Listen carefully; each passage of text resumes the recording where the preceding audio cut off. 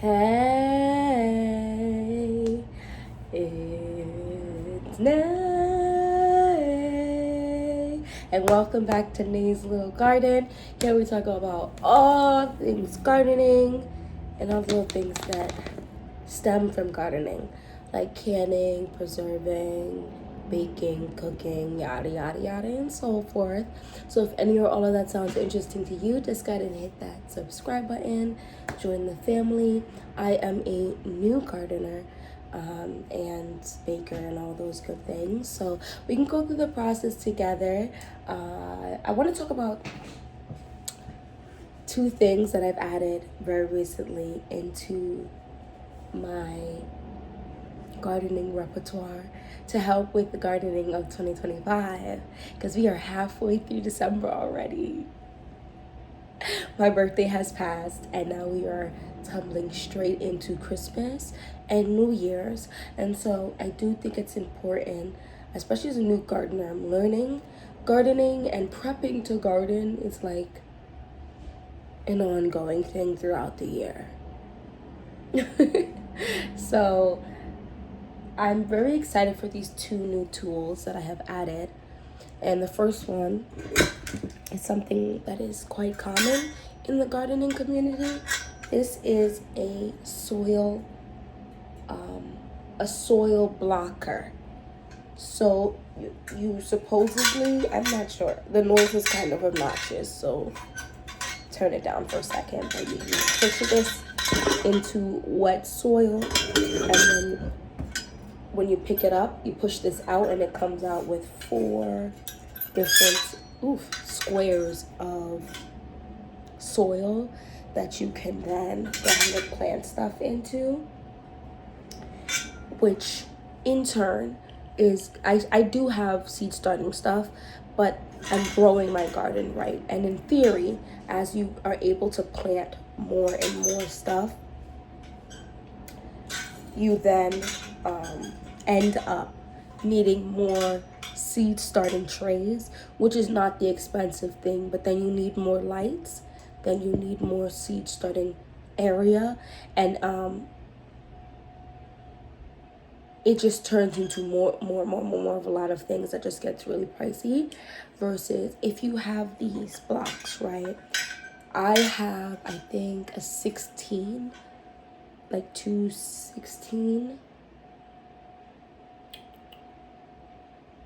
I feel like it is 16 seed starting trays, right? And one thing I will be doing is getting more lights, because that's very important. I do have a spot where I could grow more stuff, so you add the lights, and instead of having to worry about buying more of that, I bought one of this. This was a little under $20, or maybe it was exactly $20, versus dropping, I think I dropped almost $30 for the 216 pack. I can do endless amounts of these. What's also great is, because I'm not having to mess with it to get the block out of the seed starting tray, the more temperamental stuff might be able to grow without issue. So think along the lines of, I'm gonna try like even carrots. I'm definitely gonna do onions and garlic, and you use stuff like this, and then you don't have to mess with it, and then it gets the air pruning, so you can just pick up the block and plant it and then let it rock. So I'm gonna still obviously use my seed starting trays as well. I want to see which one I prefer, and that's kind of just where I'm at right now. In terms of that, I feel like there's a fine line between starting too much plants and not growing enough starting plants. Does that make sense? So like, if you have 95 square feet, right? That's not just 95 plants, which we're gonna get into in a second, because I'm very excited about this next one as well. That's 95 plus plants. 95 plants if you're growing literally certain ones that can only be planted in 1 square foot. And then it can go all the way up to 16 plants in 1 square foot. So it's insane. Anyway, let's get to the next one. It is this handy dandy thing. This is amazing. This, ooh. This is what a square foot looks like. Now, is this necessary? No. What is this? This is a square foot that you can use to not only mark out the square foot because it has no base, so when you push it down, it's gonna leave a square. That's a perfect square foot. It has holes, and the different color-coded holes go ahead and let you know this is the proper spacing. Now, I said you don't need this because people who are cool with taking all the time to get the lines, right? You get the yarn, you get the screw or the nail, and you hammer that into the thing, twist it, measure it out, measure that out, measure this out, so that you have your squares. Then you're taking your ruler to figure out what is 6 inches from this, what is this, what is this, and this. You can do all of that. Now, as a mommy of not 1, not 2, but 3 children, all under the age of 5, that is a lot of time I need to be using for other things, as well as not getting frustrated. I find that when I make hobbies that turn into like useful hobbies into things that could actually help me by making it easier on me, I'm more likely to do more, be able to do more, and want to do more and enjoy more. So I just, when I can, I entertain that thought process of what can make this easier. And if you can do that, go ahead and do that as well. This was I don't want to say it was a little expensive, but to me it was, because it was around the same price as the soil blocker, and this is freaking plastic, but it's gonna be just as useful. What does that mean?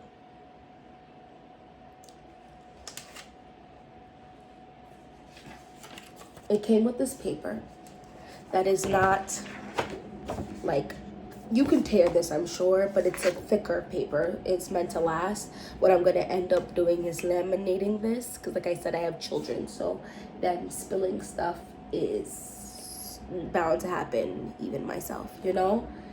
The the red circles, there are 16 of them. In the red circle, you can plant things like small beets, or beets, so you'll just get the smaller ones, carrots, green onion, leeks, microgreens, parsnips, radish, salad greens, scallions, and get small turnips. When they say things like microgreens, that just means anything at that point, because most thing can be a microgreen. It's just you're not going to let it grow to full size, and you're cutting it for the young seedlings that just have a lot of nutrition in them. But that, and I don't have to worry about that I spaced this too far.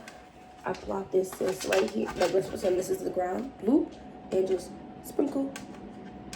Make sure the seed get in there. Sprinkle, sprinkle, sprinkle type of vibe. That's insane. And what's going to make that even easier is I can use like this if I wanted to. But I said all of that to say that is amazing to me. I think that's fire. Then the next one is the yellow. There's 9 of the yellow. That is for things like pole beans, bush beans, large beets, bok choy, celery, mustard, onions, that bulb, peas, soybean, spinach, and the large turnips. 9. Do you see what I'm saying? I was saying if you have like 95 square feet, you're not just growing 95 plants per se.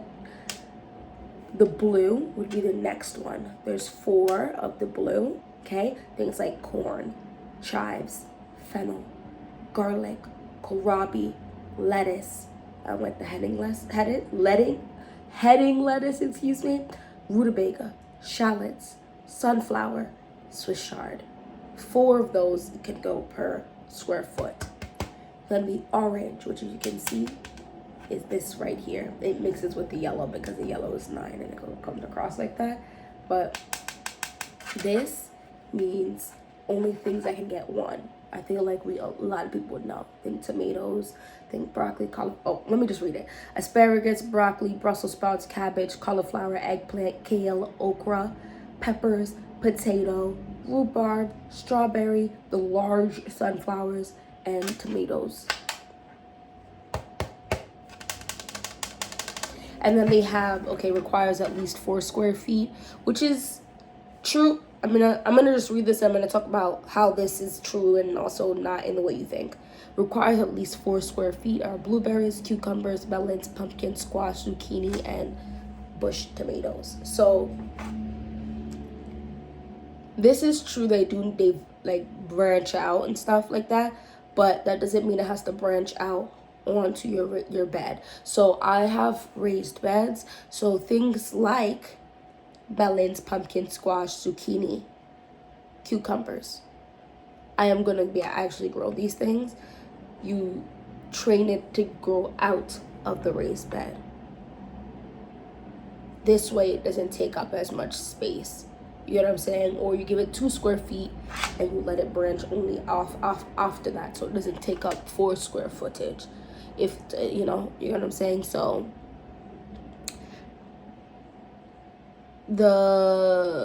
let's see here. I want to tell you. There's so much here. It's actually insane. Plant seedling. Oh, where there's like a star on here, it says plant seedlings rather than seeds. Plant cloves and tubers instead of seeds. So think like for the garlic, think the cabbage, the cauliflower, kale, peppers are saying to grow that indoors and then plant out an actual plant. They're saying, and so what you, before I flip this over, because there's more information on the back, which is insane. This comes here. This, I was like, what is this? But it explains to you. So you turn it over and it says instructions.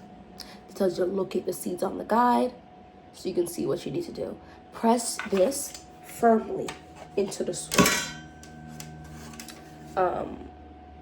And it came with the funnel. We're gonna talk about the funnel. Now you're gonna poke holes with the wand. The wand is going to help you poke your holes, right? So even if you have seedlings, you go and you say, okay, I need the 9.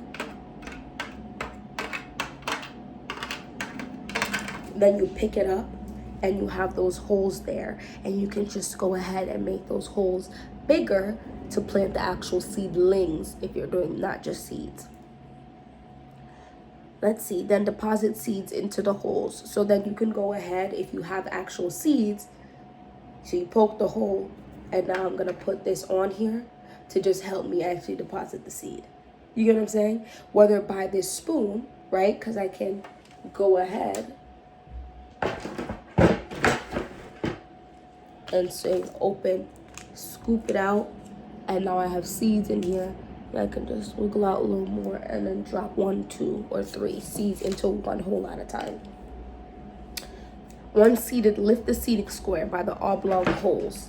So they left these. If you're wondering, what are these 4 super long, big holes? This is how you lift it without having to dig your finger into the holes or dig in and ruin the perfect line you just made with the square. You put your fingers in here and you pull it right up and out, and you have no problems.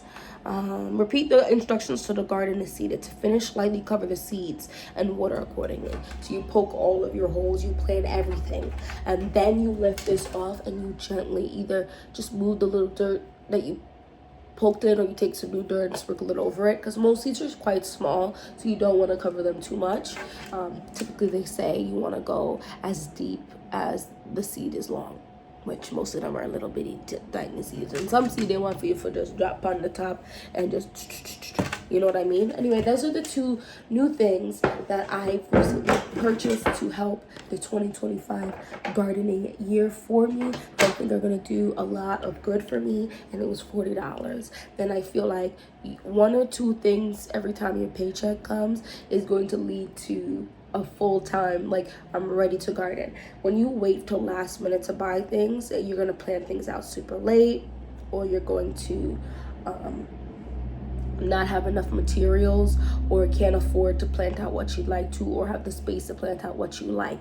That's what I'm saying. Gardening is a year-round thing. You may not necessarily literally be harvesting or literally planting stuff outside, but there are gardening tasks that are always needing to be done. Anyway, thank you so much for watching this whole video. If you liked the video, please don't forget to hit that like button and subscribe, and hopefully I'll see you in my next one.